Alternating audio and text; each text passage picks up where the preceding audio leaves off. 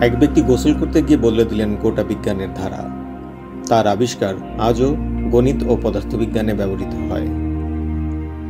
তিনি কে? তিনি আর্কিমিডিস।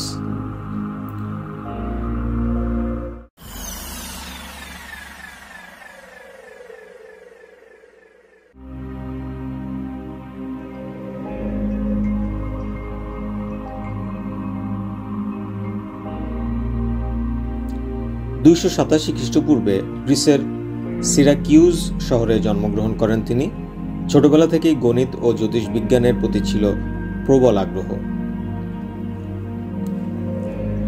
রাজা হিয়েরো জানতে চাইলেন স্বর্ণমুকুটে খাঁটি স্বর্ণ আছে কিনা। গোসলের সময় আর্কিমিডিস বুঝলেন কোনো বস্তুর উপর তলিত তরলের দ্বারা যে ক্ষেপ শক্তি তৈরি হয় তা বস্তুটির স্থানচ্যুত তরলের ওজনের সমান। এভাবেই জন্ম নেয় আর্কিমিডিসের সূত্র। তিনি বলেন, আমাকে একটি নির্ভরযোগ্য স্থান দিন, আমি পৃথিবীকে নাড়িয়ে দেব। এভাবেই তিনি লিভার ও পুলি আবিষ্কার করেন। সিরাকিউজ রক্ষা করতে তিনি এমন এক প্রযুক্তি তৈরি করেন যা সূর্যের আলোকে প্রতিফলন করে রোমানদের জাহাজ পুড়িয়ে ফেলতে পারত। রোমানরা সিরাকিউজ দখল করার পর এক সৈন্য তাকে হত্যা করে, কিন্তু তার কাজ চিরন্তন হয়ে থাকে গণিত ও পদার্থবিজ্ঞানে।